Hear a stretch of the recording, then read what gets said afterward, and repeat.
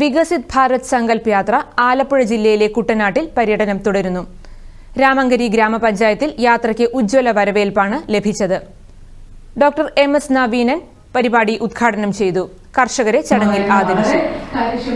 നമ്മുടെ രാജ്യം ഒരു കാർഷിക രാജ്യമാണ്. കർഷകരാണ് രാജ്യത്തിന്റെ സമ്പദ് വ്യവസ്ഥയുടെ നട്ടെല്ലുകൾ എന്ന് തന്നെ പറയാം. അപ്പം കൃഷി മേഖലയ്ക്ക് ആവശ്യമായിട്ടുള്ള ഒരുപാട് പദ്ധതികൾ ICRലൂടെ നമ്മുടെ ഗവൺമെന്റ് നടപ്പിലാക്കുന്നുണ്ട്. അത്യുൽപാദനശേഷിയുള്ള വിത്തിനങ്ങൾ, നൂതന കാർഷിക സാങ്കേതിക വിദ്യകൾ, അതുപോലെ തന്നെ നൂതനങ്ങളായിട്ടുള്ള കീടനാശിനികൾ, അതുപോലെയുള്ള ഒരുപാട് കാര്യങ്ങൾ കർഷകരുടെ പങ്കാളിത്തത്തോടെ കർഷകരുടെ പര്യടനത്തിൽ നടപ്പിലാക്കും. പ്രധാനമായും ഫിനാൻഷ്യൽ ഇൻക്ലൂഷനുമായി ബന്ധപ്പെട്ട് 2014 തുടങ്ങിയ പദ്ധതിയാണ് പ്രധാനമന്ത്രി ജൻധൻ യോജന എന്നുള്ള സ്കീം.